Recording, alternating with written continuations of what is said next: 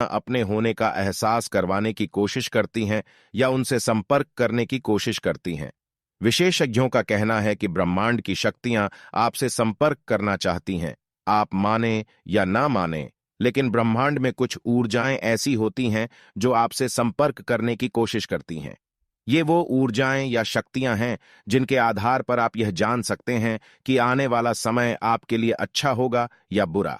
ये शक्तियां आपको सावधान करने की भी कोशिश करती हैं। ब्रह्मांड की ये विशिष्ट ऊर्जाएं जिनसे समय समय पर कुछ खास संकेत मिलते हैं।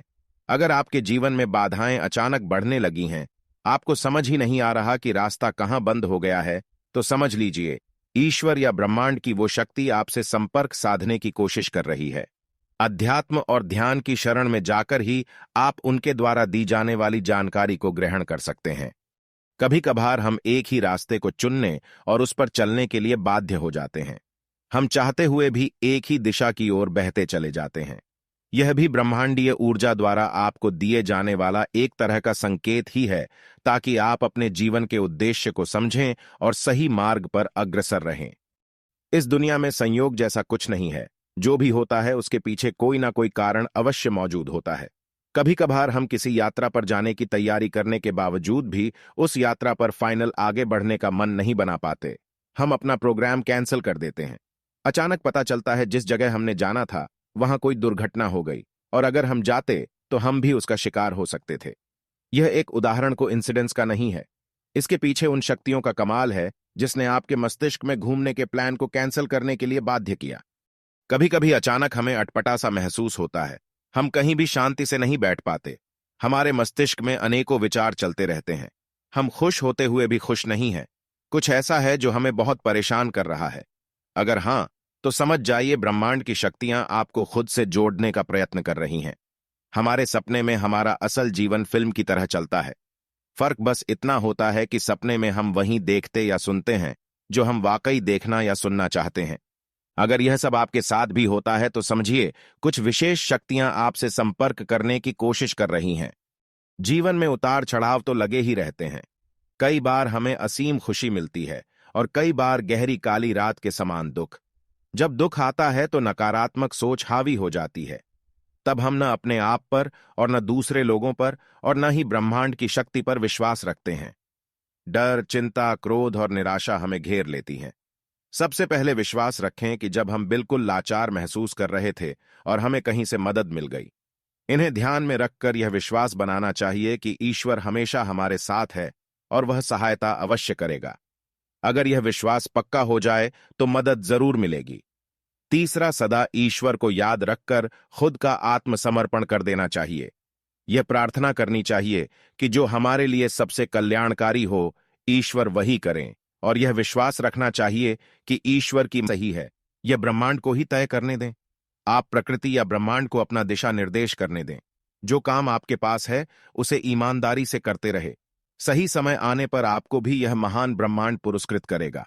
इसे समझने के लिए हमें लॉज ऑफ यूनिवर्स को समझना होगा। एक बार जब आप इन नियमों के हर एक पहलू को अच्छी तरह से समझ जाएंगे और अपने दिमाग में बिना किसी त्रुटि के डिकोड कर लेंगे, तो अवश्य आप भी सफलता की सीढ़ी हासिल कर लेंगे। ध्यान रहे, इस पूरी प्रक्रिया में बदले की भावना का तिरस्कार करें। ब्रह्मांड के पास आपको देने के लिए वाकई उपहार है, और वह उपहार आपको देने के लिए बिल्कुल तैयार हालत में रखा गया है। बस आपको उस उपहार तक पहुंचने के लिए अपनी ऊर्जा को सही तरीके से संचालित करना है, और जब आप तैयार होंगे तब आपका हक आपको सौंप दिया जाएगा। तो इस ऊर्जा को सही तरीके से कैसे संचालित किया जाता है? जब आप ऊर्जा को संचालित करना सीखेंगे तो आप स्वयं को माया जाल में घिरा हुआ पाएंगे। यह माया आपको आपके मूल जगह से, यानी कि आपकी ऊर्जा को निर्धारित जगह तक पहुंचने से रोकेंगी। और वीडियोस में देखने में बहुत ही आकर्षक लगती है, लेकिन क्या आपने कभी सोचा है कि आखिर पृथ्वी किस चीज पर टिकी हुई है? पृथ्वी के आसपास या ऊपर नीचे कोई चीज मौजूद नहीं है जिसके ऊपर पृथ्वी टिकी रहे। ना ही धरती किसी डोर या धागे से बंधी हुई है। तो फिर कैसे यह नीला ग्रह सूर्य की परिक्रमा करते हुए निरंतर एक ही गति में चलता रहता है? अगर आपके मन में भी अंतरिक्ष और पृथ्वी से जुड़े ऐसे ही जिज्ञासु सवाल आते रहते हैं तो परेशान मत होइए, क्योंकि आज हम आपको पृथ्वी किस चीज पर टिकी हुई है इस दिलचस्प सवाल का जवाब बताने जा रहे हैं। तो देर किस बात की, आइए शुरू करते हैं ये मजेदार वीडियो। सूर्य का चक्कर क्यों लगाती है पृथ्वी? अंतरिक्ष में सूर्य के निर्माण और विभिन्न ग्रहों के अस्तित्व में आने के बाद से ही लाखों सालों से कई परिवर्तन हुए हैं, जिनकी वजह से पृथ्वी का जीवन संभव हो पाया है। पृथ्वी अपने निर्माण के शुरुआती दौर में आग का एक गोला थी, जो समय के साथ ठंडी होती चली गई। इसी दौरान पृथ्वी के चांद का निर्माण हुआ और धरती का गुरुत्वाकर्षण बल तैयार होने लगा। हालांकि पृथ्वी का गुरुत्वाकर्षण बल सूर्य के मुकाबले बहुत ही कम है, जिसकी वजह से पृथ्वी निरंतर सूर्य के चक्कर लगाती रहती है। सिर्फ पृथ्वी ही नहीं, बल्कि सौर मंडल के दूसरे ग्रह भी सूर्य की परिक्रमा करते हैं। सूर्य का गुरुत्वाकर्षण बल इतना मजबूत है कि कोई भी ग्रह उसका क्षेत्र छोड़कर दूर नहीं जा सकता। इसी गुरुत्वाकर्षण बल की वजह से पृथ्वी अपनी धुरी पर घूमते हुए सूर्य की परिक्रमा करती है। जब धरती सूर्य की एक परिक्रमा पूरी करती है तो धरती पर इस वक्त को एक साल के रूप में जाना जाता है। लेकिन यहाँ एक सवाल उठता है कि धरती का सूर्य के साथ जुड़ाव सिर्फ गुरुत्वाकर्षण बल के कारण ही संभव है या फिर इसके पीछे कोई दूसरी वजह भी मौजूद है? इतना ही नहीं, अगर सूर्य का गुरुत्वाकर्षण बल इतना ही मजबूत है तो पृथ्वी उसके अंदर क्यों नहीं समा जाती? आमतौर पर जब भी किसी वस्तु का गुरुत्वाकर्षण बल मजबूत होता है तो वह दूसरी चीजों को अपनी तरफ खींचने लगता है। उदाहरण के लिए, जब कोई उल्कापिंड या शुद्ध ग्रह धरती के नजदीक आता है तो धरती का गुरुत्वाकर्षण बल उसे अपनी तरफ खींचने लगता है और परिणाम स्वरूप उल्कापिंड और क्षुद्र ग्रहों का टकराव पृथ्वी से हो जाता है। ऐसे में यह कहा जा सकता है कि काले अंतरिक्ष में पृथ्वी सूर्य से सिर्फ गुरुत्वाकर्षण बल से ही नहीं जुड़ी हुई है, बल्कि उसके स्पेस में टिके होने के पीछे कोई दूसरी वजह भी शामिल है। दरअसल पृथ्वी अपनी धुरी पर 24 घंटे में एक बार घूमती है, जिसकी वजह से पृथ्वी पर दिन और रात के बीच परिवर्तन संभव हो पाता है। 24 घंटे में पृथ्वी के एक बार घूमने की इस प्रक्रिया को रोटेशन कहा जाता है। वहीं जब पृथ्वी अपनी धुरी पर घूमते हुए एक साल में अपना एक चक्कर पूरा करती है तो उस प्रक्रिया को रिवॉल्यूशन कहा जाता है। सूर्य पृथ्वी समेत प्रत्येक ग्रह को अपने गुरुत्वाकर्षण बल से बांधे हुए है, जिसकी वजह से सभी ग्रह उसकी परिक्रमा करते हैं।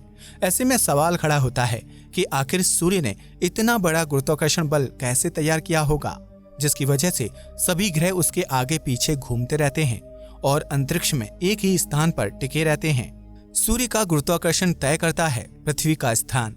सूर्य के गुरुत्वाकर्षण बल को समझने के लिए आपको अंतरिक्ष की बनावट और उसमें सूर्य की मौजूदगी को समझना होगा, जिसकी वजह से ही सौर मंडल के ग्रहों का स्थान तय हो पाता है। अंतरिक्ष में सूर्य और ग्रहों की मौजूदगी को लेकर महान वैज्ञानिक अल्बर्ट आइंस्टाइन ने एक थ्योरी दुनिया के सामने रखी थी, जिसे जनरल रिलेटिविटी थ्योरी के नाम से जाना जाता है। इस थ्योरी के हिसाब से स्पेस में जब कोई वस्तु अपना स्थान ग्रहण करती है तो वह बैंड करके कुछ दूरी तक अपनी खुद का हिल स्फीयर रीजन का निर्माण कर लेती है। ऐसे में उस हिल स्फीयर रीजन में आने वाला कोई भी पिंड या ग्रह उस वस्तु के आसपास घूमते हुए उसकी परिक्रमा शुरू कर देता है। ऐसा ही कुछ सूर्य के गुरुत्वाकर्षण बल और सौर मंडल के सभी ग्रहों के साथ होता है, क्योंकि सभी ग्रह सूर्य द्वारा बनाए गए हिल स्फीयर रीजन के अंदर मौजूद हैं। इस प्रक्रिया को आप आसान शब्दों में इस तरह से समझ सकते हैं। मान लीजिए कि अंतरिक्ष एक विशाल चादर के समान है, जिसमें सूर्य की उपस्थिति एक बहुत बड़ी और भारी भरकम गेंद की तरह है। ऐसे में जब सूर्य रूपी उस भारी भरकम गेंद को चादर पर फेंक दिया जाए तो उसके वजन से चादर में गड्ढे का निर्माण हो जाएगा। सूर्य द्वारा अंतरिक्ष में बनाए गए इस गड्ढे की वजह से उसके आसपास मौजूद छोटे ग्रह उसकी तरफ आकर्षित होने लगे, क्योंकि अंतरिक्ष में मौजूद सूर्य का वह गड्ढा एक बहुत बड़े गुरुत्वाकर्षण क्षेत्र का निर्माण करता है। इसी गुरुत्वाकर्षण बल की वजह से सौर मंडल के ग्रहों को एक ही स्थान पर बंधे रहने का क्षेत्र मिल जाता है, जो अंतरिक्ष में दूर दूर तक मौजूद नहीं है। ऐसे में धरती के अंतरिक्ष में टिके होने का कारण सूर्य की मौजूदगी, उसका गुरुत्वाकर्षण बल और उसके द्वारा निर्मित हिल स्फीयर रीजन जिम्मेदार है, जो इस अनंत अंतरिक्ष में पृथ्वी को एक ही जगह पर ठहर कर परिक्रमा करने के लिए स्थान प्रदान करता है। सूर्य में क्यों नहीं समाती पृथ्वी? अब आप ये तो समझ गए होंगे कि अंतरिक्ष में पृथ्वी किस चीज पर टिकी हुई है, लेकिन इस जवाब के साथ एक सवाल ये भी खड़ा होता है कि अगर सूर्य का गुरुत्वाकर्षण पृथ्वी को बांधे हुए है तो पृथ्वी या दूसरे ग्रह उसके अंदर क्यों नहीं समा जाते? दरअसल सूर्य का आकार एक विशालकाय गोल गेंद की तरह है, जिसके चारों तरफ मजबूत गुरुत्वाकर्षण बल का निर्माण होता है। ऐसे में पृथ्वी जिस दिशा में सूर्य का चक्कर लगाती है उससे पृथ्वी पर परपेंडिकुलर बल पड़ता है। इसका मतलब ये है कि अगर सूर्य अपनी जगह पर मौजूद ना हो तो पृथ्वी गोल गोल घूमते हुए अंतरिक्ष में बिल्कुल सीधी दिशा में आगे की तरफ बढ़ते हुए ट्रैवल करने लगेगी। ऐसे में अंतरिक्ष में पृथ्वी का सफर कभी ना खत्म होने वाला हो जाएगा, क्योंकि अंतरिक्ष का कोई आकार या ओर छोर नहीं है। पृथ्वी पर न रात होगा और न ही दिन का एहसास होगा, वहीं सब कुछ एकदम से परिवर्तित हो जाएगा। लेकिन सूर्य के गोल और विशालकाय आकार की वजह से पृथ्वी जब सूर्य के पहले कर्वेचर पॉइंट से दूसरे कर्वेचर पॉइंट तक का सफर तय करती है, तो सूर्य के कर्वेचर की वजह से पृथ्वी उसके कर्व की तरफ झुकने लगती है। पृथ्वी अपनी इसी झुकाव वाली अवस्था में ही सूर्य की परिक्रमा करती है, जिसकी वजह से वह सूर्य के गुरुत्वाकर्षण से सीधा प्रभावित होकर उसके अंदर नहीं समाती है।